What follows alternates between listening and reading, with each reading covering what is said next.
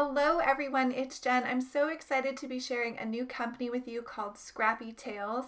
Today I'm using the stamp set called Cardinal Blessings. It's absolutely gorgeous with all these different cardinals.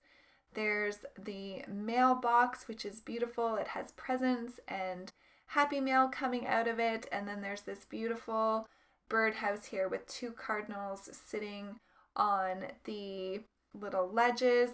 And so this is the stamp that I chose to use for this card today, and I am really happy with the way this card turned out. So I'm using my Lawn Fawn Jet Black ink. This is alcohol marker friendly safe, and I'm using my Accent Opaque 100-pound cardstock. I purchased this inexpensively off of Amazon and absolutely love it. I love my Nina as well, but I really like this because it's so much more affordable. And speaking of affordable, so are these markers. I see all the time on Facebook so many people asking about alternative to Copics, and these are the ones that I would definitely recommend. These are the Ohuhu Brush Tip Markers. I will link these down below. They are available on Amazon USA and Canada, and so I love these. I use these just about as much as I use my Copic these days. So let's talk about the coloring. So for the cardinals, I'm using a 3-color blend here for the red. I'm using R7 as my darkest, R4 as my lightest, and then R4 is my midtone, R1 as my lightest. Now I didn't have a color option to give me that really dark kind of burgundy color, so I decided to bring in my cool gray marker. This is the 04, and look at the shading that cool gray marker gives me. So if you don't have a darker marker or as dark of a marker that you want in a certain color family, pull out your gray markers and you should be able to achieve that nice contrast and shadow using your grays. So I did go ahead and use my white gel pen to add in the kind of bottom layer of the eyes. You'll see I'll bring in my black glaze pen here in a minute. And now I'm going to move on to the greens. So again, just a 3-color blend here. My darkest marker is GY143. My midtone is GY2, and then my lightest is GY1.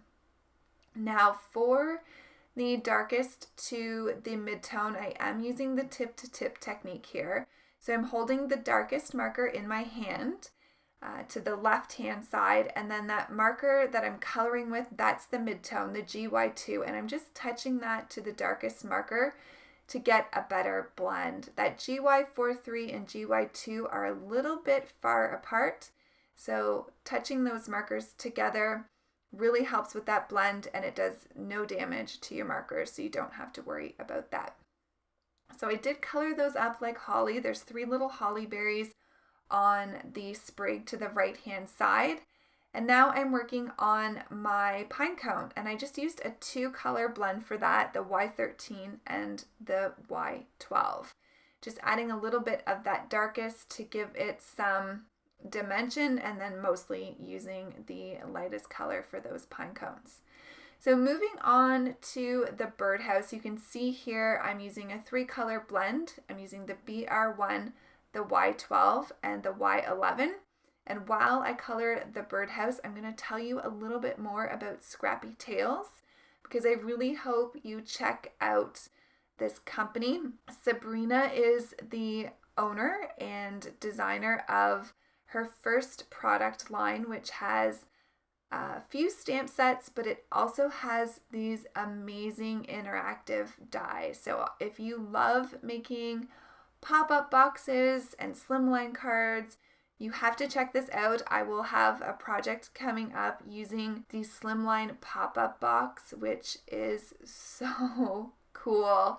I love it. So stay tuned for that.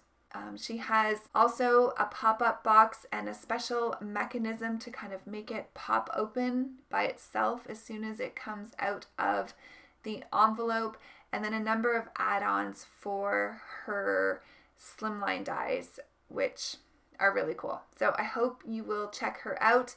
Sabrina is a fellow content creator on YouTube, and she also has her own handmade card business that she's been very successful at, which I think is really cool. So congratulations, Sabrina, and thank you so much for asking me to work with your products and help spread the word.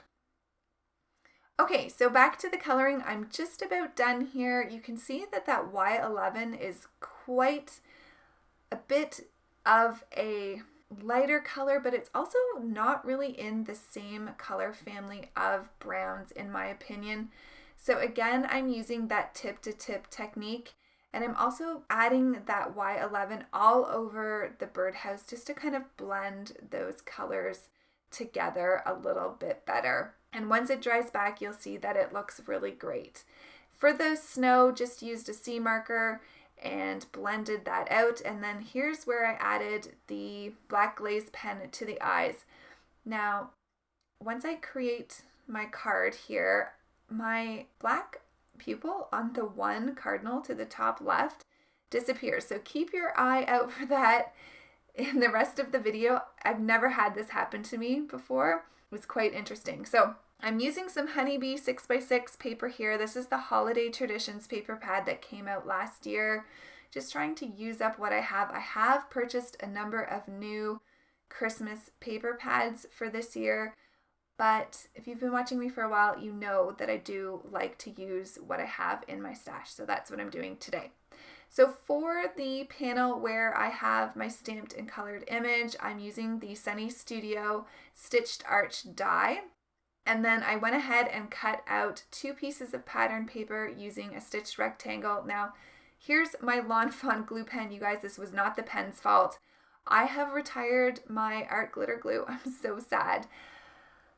And I decided to use my Lawn Fawn glue tube because it's been sitting for a while. It was a bit clogged, and then you can see when it finally came out, it got kind of all over the place. So I just used my finger to kind of run that along my panel and then added my large stamp block just to make sure that it adhered nice and flat to the back piece of pattern paper, just because that glue had really come out quite quickly. But not the glue tube's fault. I do love my glue tube, but it's probably been sitting for a year, maybe not that long, without use because I just always use my art glitter glue. So I will be sharing with you the new bottle of glue that I bought, and it's not art glitter glue because it was way too hard for me to find in Canada, but I'm excited. I purchased the Barely Art, and I'll share with you what I think. Once I start using it, I need to add the fine metal tip to it. So here I'm just adding my card panel here to my card base. Decided to use my ATG adhesive just because I didn't want another mishap with the glue tube. And you see, all of a sudden, that pupil's gone. When I flip that card over to add the ATG, it just disappeared. I'm not sure. I've never had the black glaze pen come off ever. It was so weird. So unsolved mystery. But I did fix that back up, and then for some reason, my card base was way wonky. I don't understand. I had all the dimensions the way they should have been. If you have issues with your card bases fitting your card panels, please let me know in the comments below that I'm not the only one. So there's my first project with Scrappy Tails. Please go support Sabrina. I love helping out these small businesses, and I wish her all the best. So here's a couple more videos. I'll see you all really soon. Take care, everybody. Have a fantastic day. Bye.